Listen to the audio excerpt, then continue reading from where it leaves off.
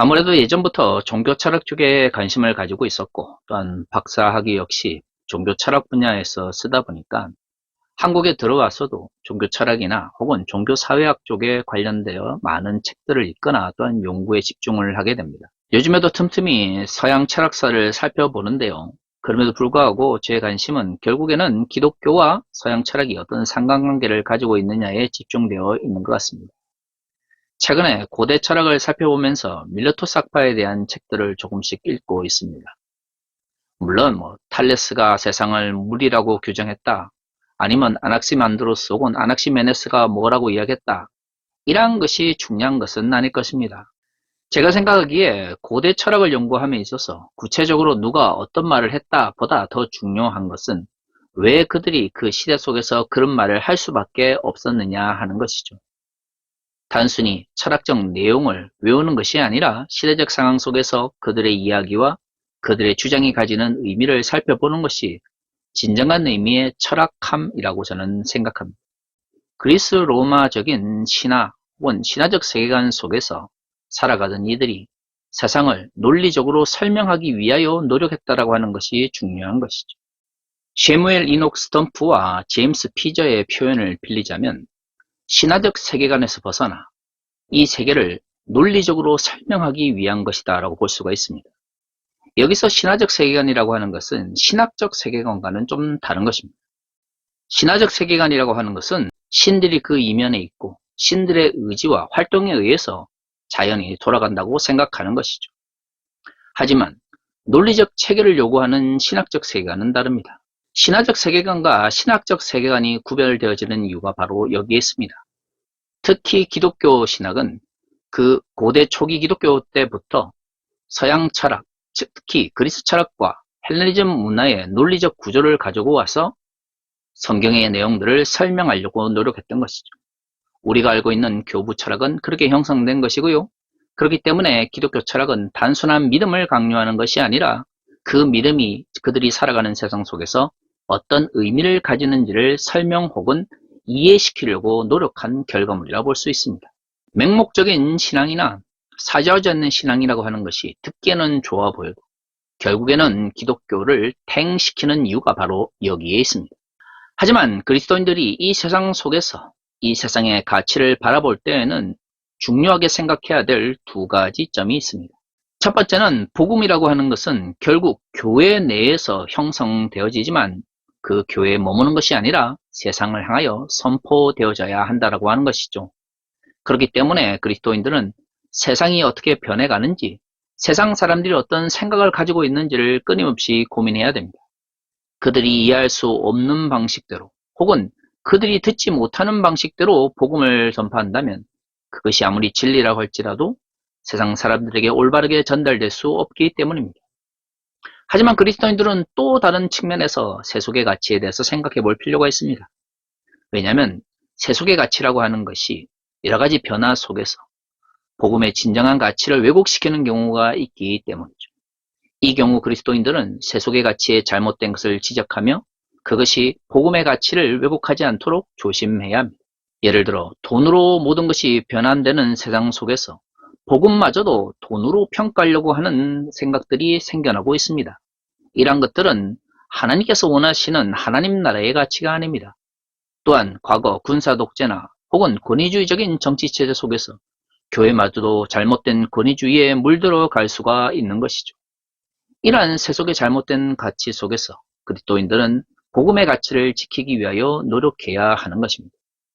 바로 이 두 가지 측면, 한편으로는 세상을 향하여 복음을 전하기 위하여 이 세상의 가치에 대해서 끊임없이 고민하면서 동시에 잘못된 세속의 가치에 물들지 않게 하여 노력하는 그런 모습이 이 세상 속에 존재하는 그리스도인들의 삶인 것이죠. 그렇다면 2000년 전 초기 기독교 공동체에 있어서 세속의 가치와 복음의 가치는 어떤 의미를 가지고 있었을까요? 오늘의 본문은 바울이 에베소에서 목회를 하던 디모데에게 보낸 편지입니다.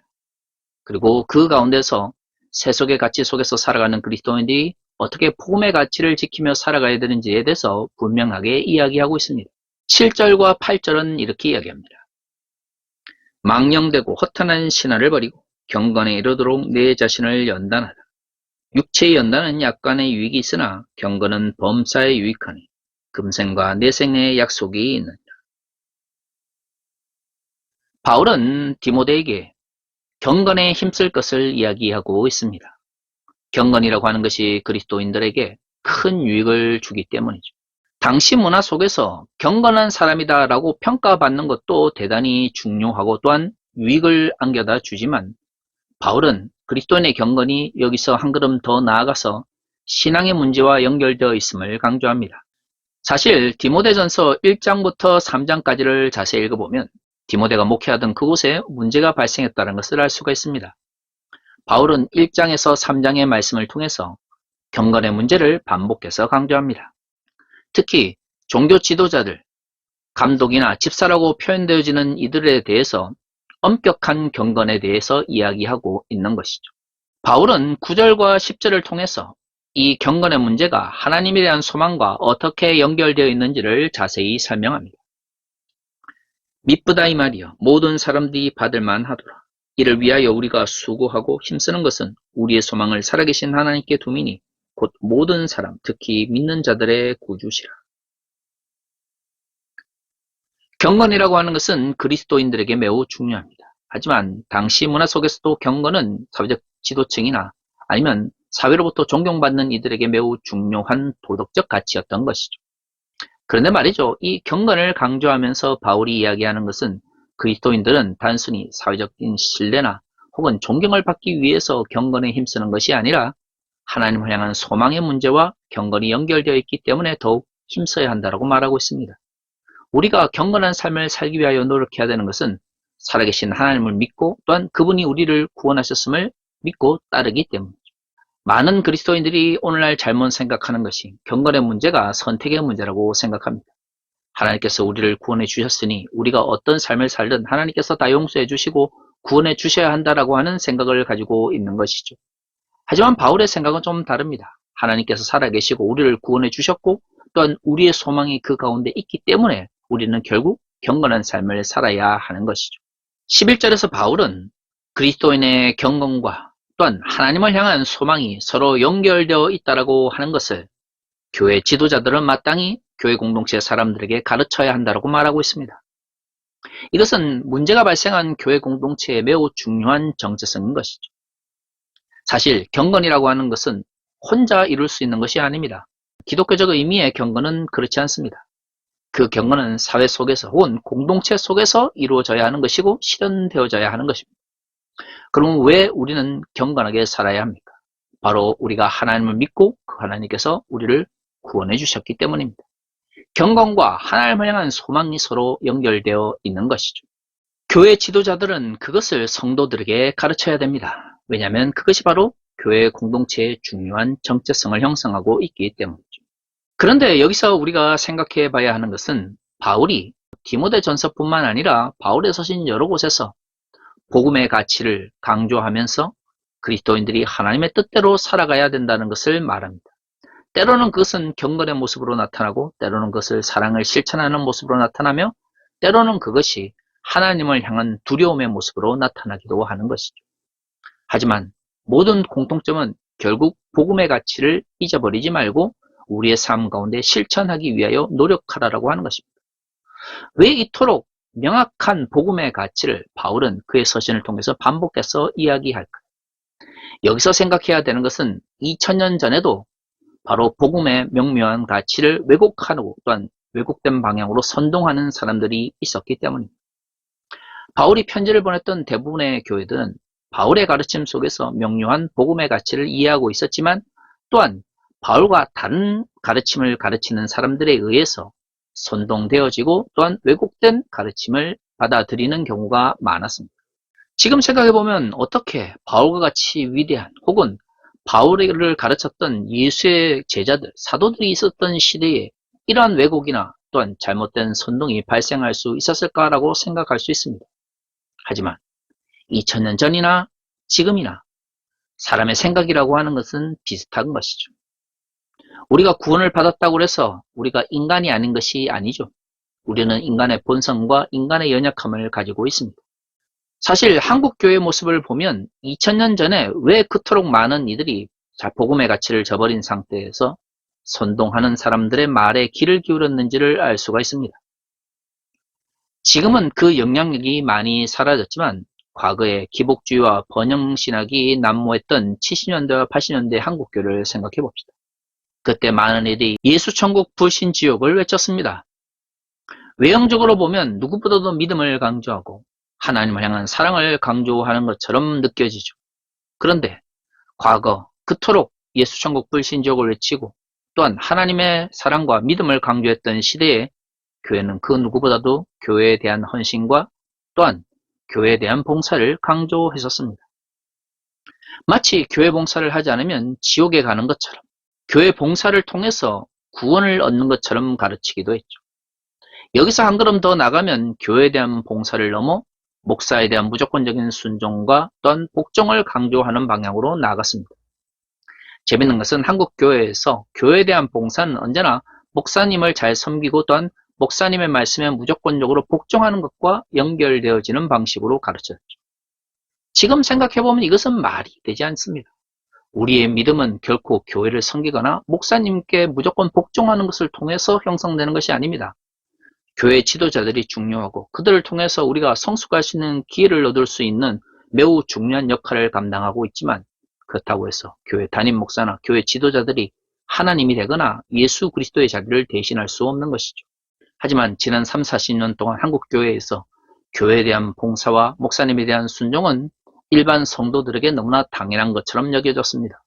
그리고 그것을 행하지 않으면 교회에서 쫓겨나거나 혹은 믿음에서 벗어나는 것처럼 가르치는 경우도 많았던 것이죠. 과연 이것이 올바른 복음의 가르침입니까? 결코 그렇지 않습니다. 하지만 지난 3, 40년 동안 한국교회는 이것을 너무나 당연한 것처럼 받아들였죠. 믿음을 통한 구원을 이야기하고 하나님의 은혜로 구원을 받았다는 것을 너무나 강조했지만 그것만큼이나 교회에 대한 봉사와 종교 지도자들에 대한 복종이 강조되었던 것이 바로 한국교회의 모순이자 아이러니라고 할 수 있는 것입니다. 바로 그렇게 복음의 가치가 왜곡되는 것이죠. 복음 자체를 부인하고 이상한 이야기를 하면 이단이 되거나 혹은 교주가 되지만 한편으로는 옳은 이야기를 하면서 한편으로는 복음의 가치를 왜곡하는 주장들을 외치기 때문에 사람들이 잘못된 방향으로 나아가게 되는 것입니다. 2000년 전에는 그렇지 않았을까요? 바울과 다른 가르침을 가르쳤던 이들이 처음부터 예수를 부정하거나 또한 바울의 가르침과 정반대되는 이야기를 했다 그러면 어느 누구도 그들의 이야기에 귀를 기울이지 않았을 것입니다. 하지만 한편으로는 바울과 유사한 이야기를 하면서 한편으로는 복음의 가치를 왜곡하거나 선동하는 이야기를 하기 때문에 사람들이 그 이야기에 넘어가게 되는 것이죠. 이처럼 성경의 말씀인 것 같지만 실질적으로는 복음의 가치를 왜곡하는 이야기들을 바울은 망령되고 허탈한 신화라고 말하고 있습니다. 앞에서 말씀드린 것처럼 신화는 그저 전통에 의존해서 과거의 것을 반복하거나 무조건적으로 믿고 따르기를 바라는 것이죠. 거기에는 논리나 설명이 필요하지 않습니다. 신화적인 세계관은 결코 신학적인 세계관이 될 수가 없습니다. 무조건적으로 따르는 맹목적인 믿음은 결코 성경이 말하고 있는 구원을 얻게 하는 믿음이 될 수가 없는 것이죠. 그래서 교회는 끊임없이 현실을 직시하면서도 그 세상 속에서 하나님 나라의 가치가 어떤 의미를 가지는지를 설명하기 위하여 노력해야 되고요. 이를 위해서 논리와 체계 그리고 맹목적인 믿음이 아니라 이해하고 설명하기 위한 성찰과 노력이 반드시 필요한 것입니다. 오늘날 한국교회가 이러한 노력들을 하지 않기 때문에 스스로 만들어낸 망령되고 허탄한 신화에 빠져서 복음의 가치를 왜곡하고 있는 것이죠. 세상은 끊임없이 성평등과 또한 성인지 감수성을 이야기하는데 교회는 성범죄를 덮으려고 하고 성폭력에 대해서 무시합니다. 세상은 권위주의에 대해서 이야기하며 그 권위주의가 사람들의 관계를 깨뜨린다라고 이야기하지만 한국교회는 어느 순간부터 가장 권위주의적인 공동체가 되어버렸습니다.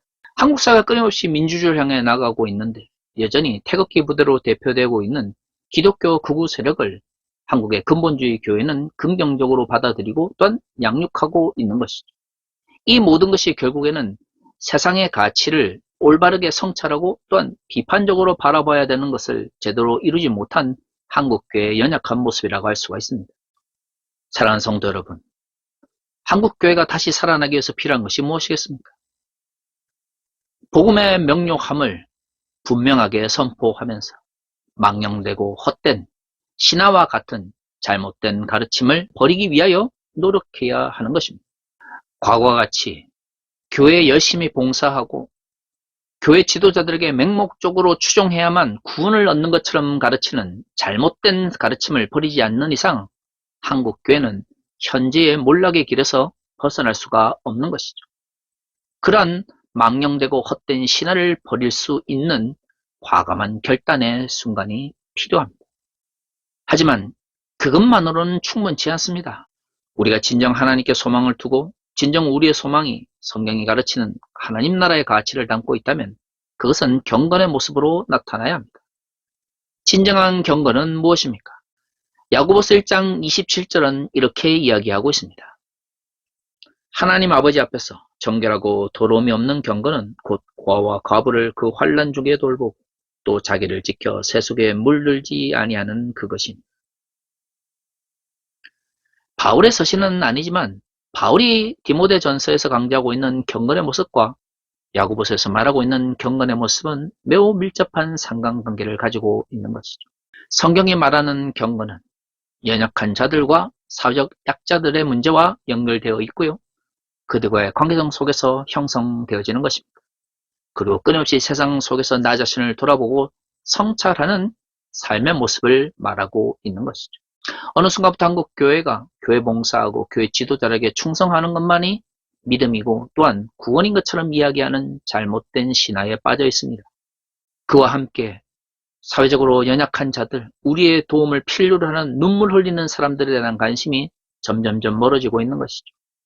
과거와 달리 한국교회가 이기적이다 혹은 돈에 의해서 움직인다라는 이야기를 듣는 이유가 무엇입니까? 교회는 부자가 되었지만 그 교회 속에서 도움을 받는 이들이 점점점 줄어들고 있기 때문입니다. 과연 한국교회는 진정한 경건을 추구하는 것처럼 과부와 고아를 돌보고 있는지, 사회적 약자들의 어려움과 눈물을 돌아보고 있는지 다시 한번 생각해 보아야 합니다. 교회는 세상을 향하여 복음을 선포해야 될 의무와 사명을 가지고 있는 것이죠.